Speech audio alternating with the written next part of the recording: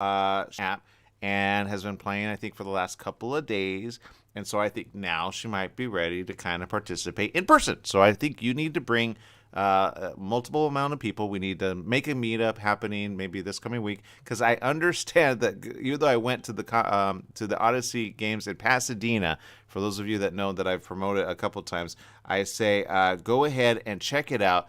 They literally had, I guess, a Magic Gathering tournament in Vegas. So nobody was there at the event this last week, and nobody was playing or participating. And it was kind of empty, not going to lie. And I was like, why is everybody gone? And they said, well, it's pretty simple. Just everybody's basically doing what they do.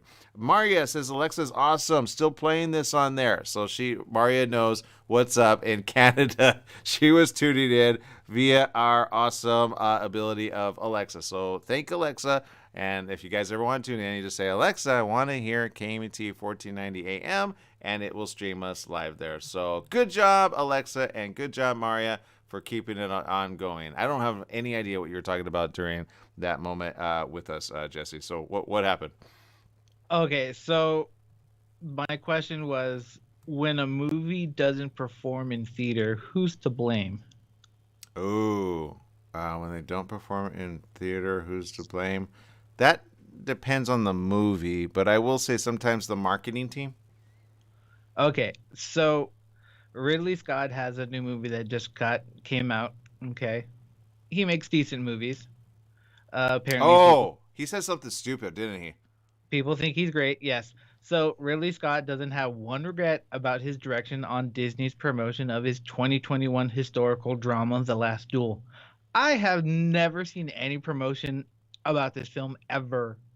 I didn't even know it was out. Don't even know what it's about. Yeah. So the director, known for commercially and critically of films for such as Aliens, Thelma and Louise, The Martian, he does good stuff. So apparently, it only made 27 million worldwide, despite carrying a $100 million budget. And his response was, "No, Disney did a fantastic promotion job." Yeah, right. Yeah, I haven't heard of it. I have no idea what it's about. So he was like, "I think what it boils down to, what we've got today, are audiences who were brought up on these effing cell phones. The millennium do not ever want to be taught anything unless you're told it on the cell phone." When I grew up, we didn't have cell phones, so I'm just like, I don't know. I take because I'm considered a millennial, so I take this personally. Well, I think, and I look, he made a couple dumb comments as of late. I don't know what's going on with Ridley. Obviously, he's a great director. He did some really good stuff. I'm not going to take anything away from any of his films. He's a genius when it comes to that. But he's buying into the dumbness of certain people that have certain awareness in new technology. And I say this to a generation that should remember the way of the computer. When the computer came out, he himself probably got really excited when certain special effects came out for the computer, right? There might be what people consider a gap or generational gap, but it's not that hard. Do you have a cell phone? Do you watch things on your phone? Do you not have social media? You probably don't, and you probably don't get it. But I would never, ever, ever, ever blame the millennials for anything like that because it's really actually, I'll give you a perfect example. Last night, I watched on Netflix an anime. You know it, Sword Art Online, right?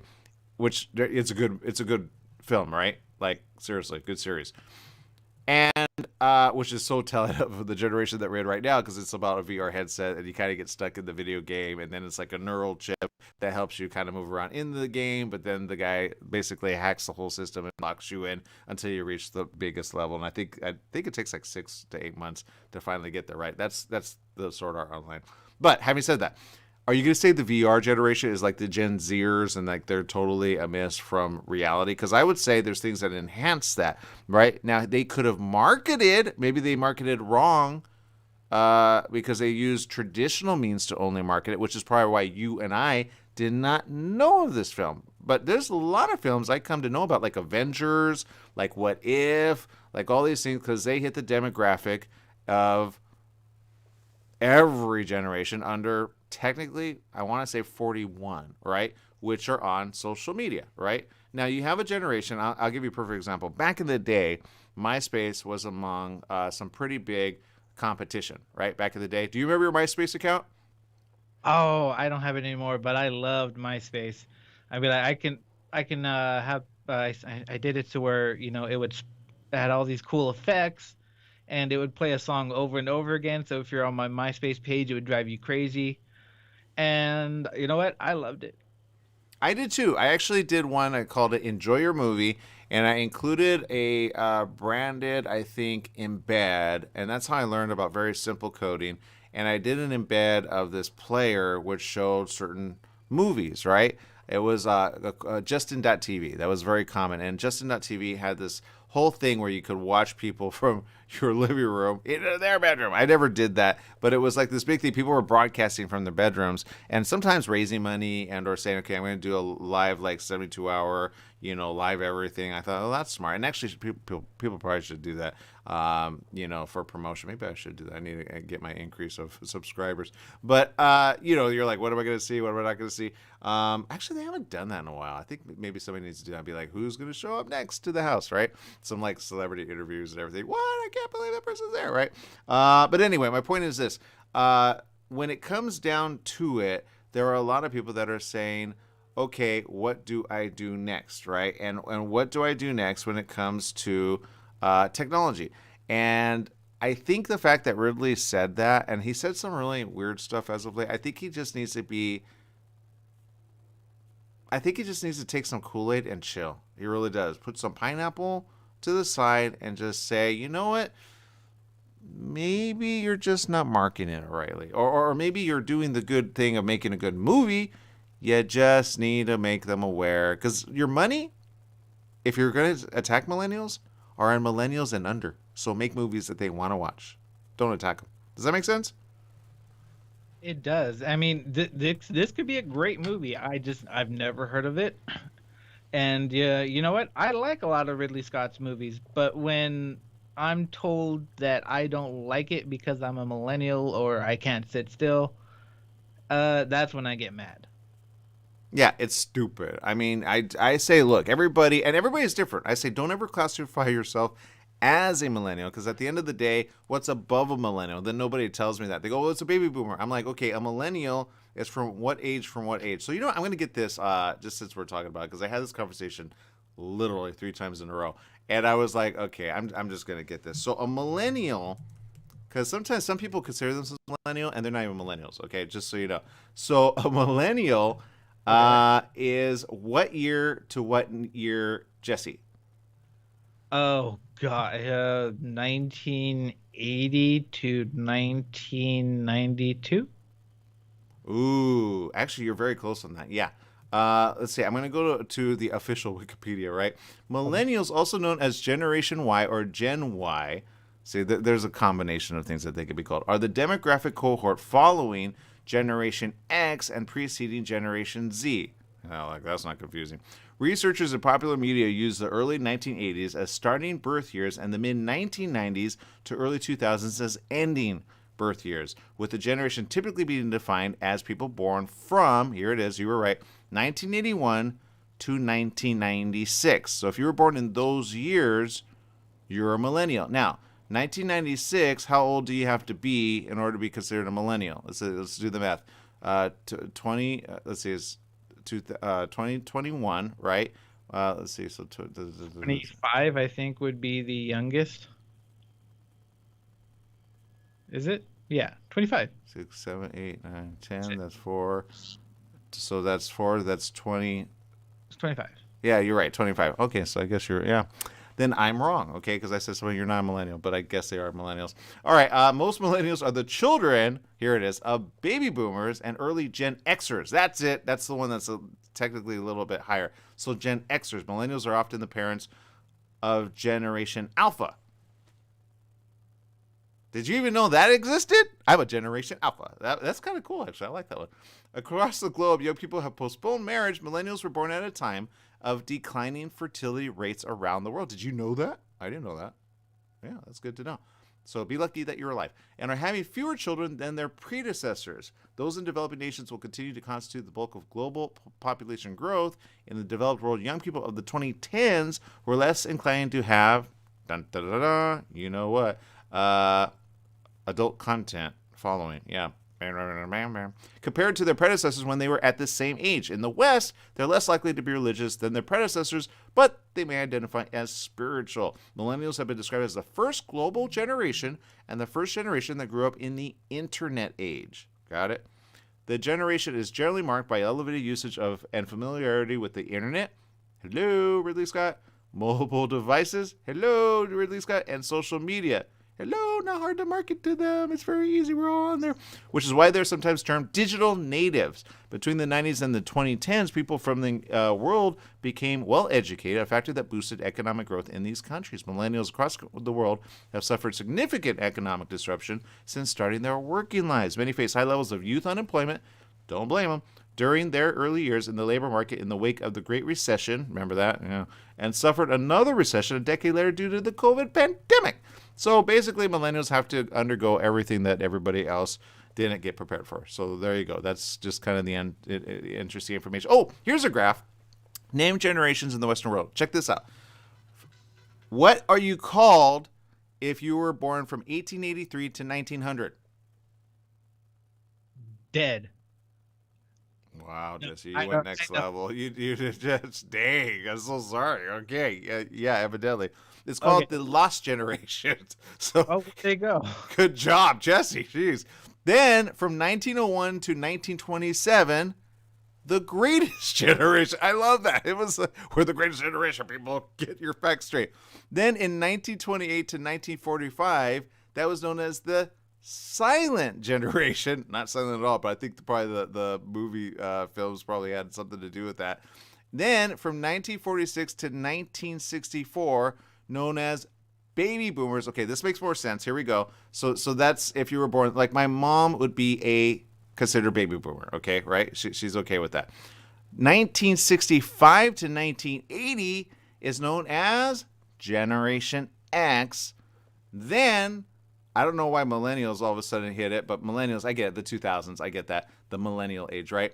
And then that's 1981 to 1996. 1997 to 2012 is known as Generation Z, if you're born in those years. And then Generation Alpha, technically, is the early 2010s to now. So they're the Generation Alpha. And there it is. Finally, I got the information I've been wondering about for so long. So I was half right and half wrong on that. So Generation X is in between baby boomers and millennials. And there you go. Bam. All right. There's the information. I know news you could use, never. But you know what? At least Ridley Scott, get your facts straight. And any other information that we need to know about before we go to break, Jesse? No, not that I know of. All right, there you go. Let's see. Social media is talking about gas still. Maria is saying Biden is killing Canada's auto industry, offering tax rebates only on American-made autos. Grr, but it was on any in the world that are electric. Yes, I agree. And Rosalie says, I agree. I could spend $39.99 for a gallon of vodka and not blink an eye. So there you go. You know what? Whatever works for you. All right, we got to take a quick little break. We'll be back with more right after these messages. And don't forget, download the app. If we have an internet down outage, the internet app actually works. Trust me. We'll be right back right after this.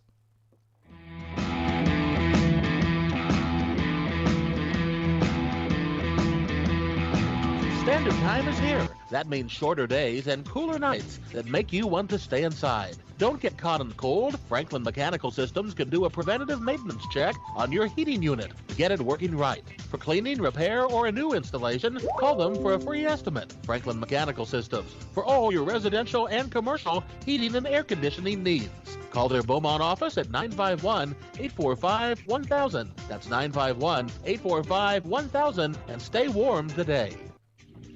The Holiday Inn Express in Suites and Banning is distinctively suited for your travel time out of the car. Off the road, you'll find a courteous, welcoming staff and spacious rooms with desks, flat-screen HD TVs, and comfortable furnishings. Enjoy the complimentary breakfast buffet, high-speed internet, and fitness center and pool. The Holiday Inn Express in Suites and Banning, conveniently located off the I-10 near golf, gaming, and entertainment. For reservations and information, call 951-572-5500. That's 951-572-5500, or go online at hiebanning.com.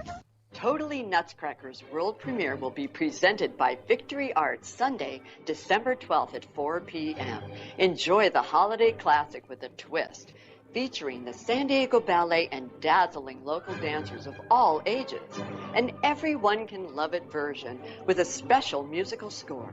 Join us at the Chula Vista Memorial Outdoor Bowl, where lively fun and zaniness abounds. Info at victoryarts.us.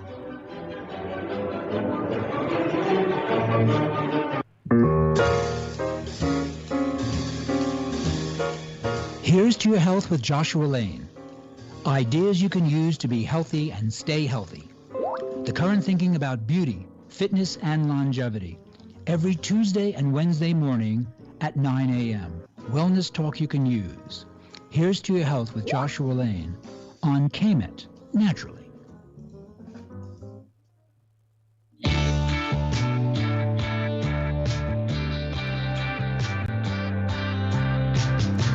That's right. It's the morning show here on ABC News Radio KMET 1490 AM, where we appreciate each and every one of you for spending time with us here on the morning show. However you tune in, make sure to download our app. It's KMET 1490 AM. We know many of you do. If you have it on Alexa, have it on repeat. We have a lot of great shows throughout the day, especially Getting Out of Debt Free. What are some other great shows for the rest of this day, Jesse?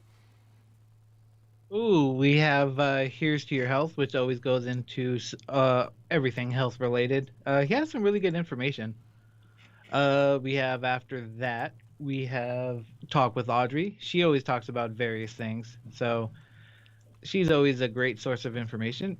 Obviously, we have Dave Ramsey, like usual. I like to make fun of the people who earn hundreds of thousands of dollars and complain that they are poor. I would like to see them really poor, but that's just me.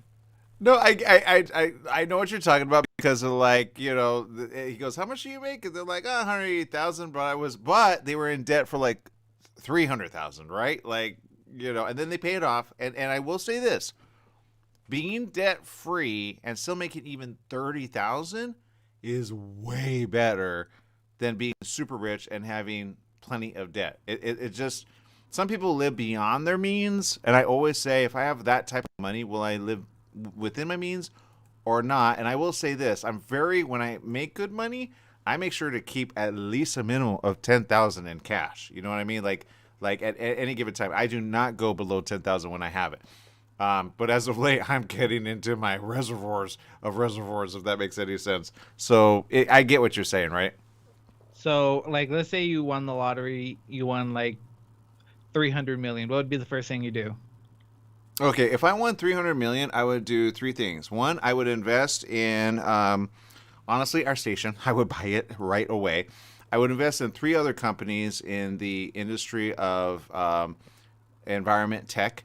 And then I would get for myself and my mom definitely a place of residence, right? Some place that she doesn't have to worry about, that's already fixed up, because I know she's not going to want to repair. I remember I had a dream where I actually got her a place and she hated it. And I'm like, Mom, it has potential. You just have to get it dirt cheap, and then we fix it up. Don't worry about it. I'll fix it up. And then number three, make sure everybody that I ever borrowed money from got paid back and then some. And I would make sure our educational school system actually has a different type of schooling system, which is actually more efficient, more better planning, and honestly focuses on the people that want to learn versus the people that don't want to learn, especially when it comes to higher school education but can't afford it. What about you? Okay, yeah. Yours are better than mine, so I'm not going to really say it. No, I've thought about it a little too much, but go ahead. No, everybody's is different. You said 300 million. Now 300 million could go a long ways. First one, make a castle. Giant moat so no one can get me. That makes sense. And you know what? We're almost done. But my biggest thing that I always wanted to do when I was a kid, but I realized that I couldn't do now, was swim through money like Scrooge McDuck. That was when I learned that I could not do that in real life, I was so devastated. Oh, I know what you're saying. I do. By the way, more than 300,000 maintenance, security, and childcare workers will get a raise starting next year under the new $15 an hour minimum wage for federal contractors. That's according to the Labor Department. So there you go. Now you know, and always have the battle. Okay, people, we got to see you later. We'll see you around the corner tomorrow. Remember, download our app. It's free.